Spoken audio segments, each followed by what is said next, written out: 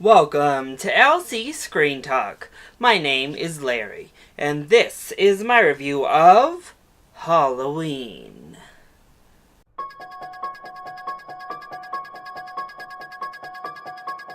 One of the many horror franchises that refuses to die, even when the likes of Rob Zombie try to chop its head off.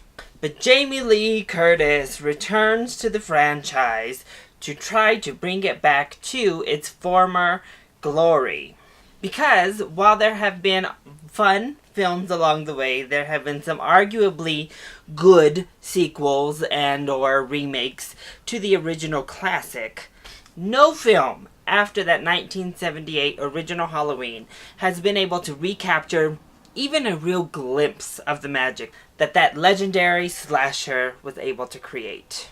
So with a fresh retelling that wipes away all of the sequels, all of the remakes, and all of the lore that came with them, we get a direct sequel to the original. But does it hold up? The answer is yeah, it does. This was a really fun and pretty good film. So let's go ahead and talk about the positives first. Well, the big highlight for me personally was everything about Jamie Lee Curtis's character, Laurie Strode, including Curtis herself. I thought she gave a really spirited, really good, energized performance in this film.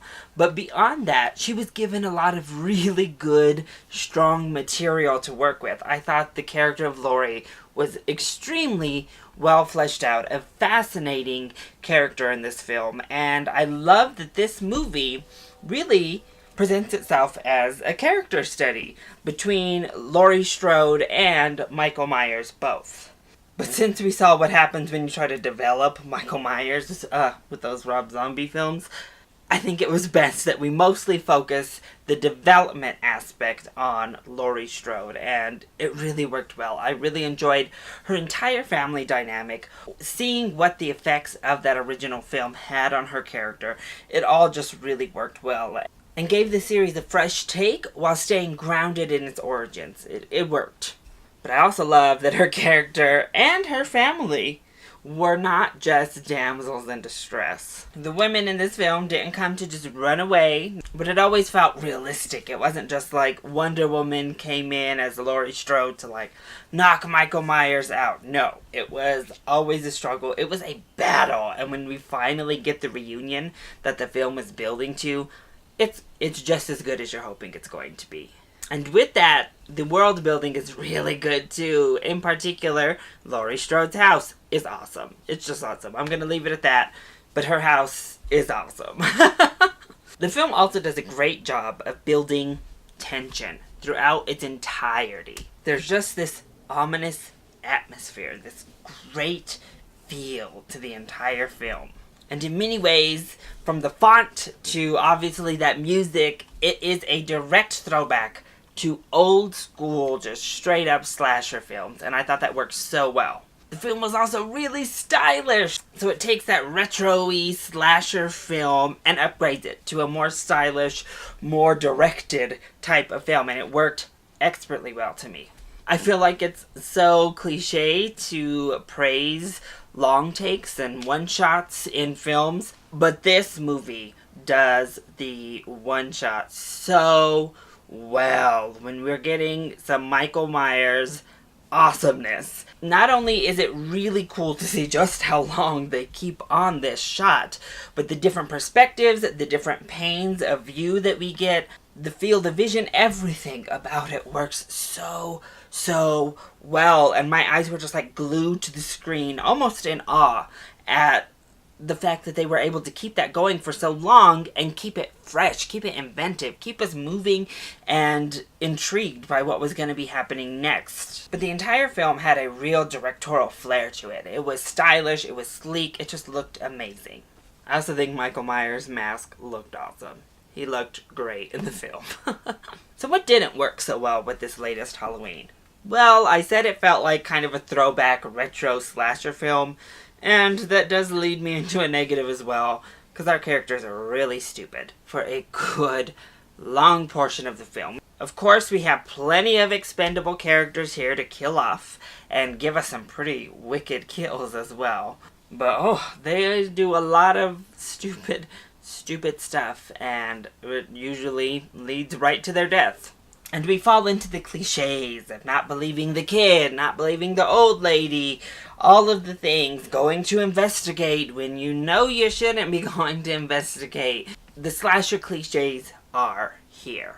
There are also relationships and connections in the film that I think could have been fleshed out better. They're just kind of brushed over or hinted at, and we just move on and accept them or don't accept them as they are. But really, outside of like Laurie Strode and her family, I was iffy on pretty much every other connection in the entire film. There's this doctor character in here. I mean, his character almost serves no purpose other than like a plot device to move the story forward at a certain time in the film. But really, his character is pointless and kind of in the way. And then there's a lot of characters in here, as I mentioned before, that you're just like, oh, you have literally no purpose to be here other than to die. But even the connection between Michael Myers and Laurie herself, it felt almost cliched. Like, it felt like, the destined, this weird, ominous connection. And it felt like a cliche rather than something a little bit more genuine and meaningful. I mean, everybody just kind of keeps harping on it. And it's cool to see, but it also is kind of like, I don't quite get it. From a psychological perspective, it's interesting, but I kind of wish we would have been able to delve a little bit deeper there. And then I mentioned those gnarly kills. I will say a lot of times we don't get the actual kill. We get like the aftermath of the kill, or we get little glimpses of the kill. And I have to admit, I guess maybe we shied away from this because of those Rob Zombie films, which they shade in this film and I loved.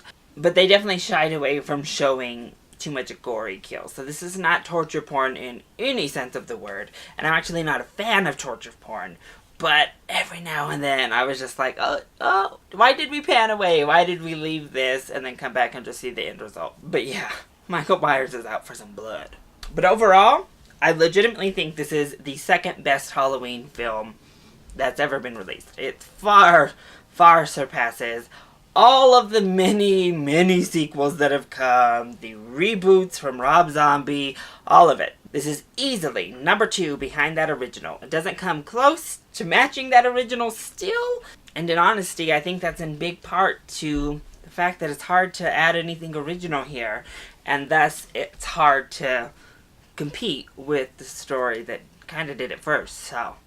But if you're a horror fan, if you like slasher films, and especially if the trailers have intrigued you, I think you're going to really enjoy yourself with Halloween. So, I say give this one a full price ticket. Obviously, it's out right in time for its holiday namesake, so give this one a watch for the Halloween season. So that is my review of Halloween. I hope you enjoyed it. If you did, go ahead, click like down below, and subscribe to the channel so you are always up to date on our latest videos. Also, join in on the discussion. Are you excited to see Halloween? And what is your favorite film in the Halloween saga outside of that 1978 classic? Let me know either in the comment section down below, or you can hit me up on Twitter. I love you all so much for your support. Mwah! Thank you for watching, and I'll see you next time. Bye!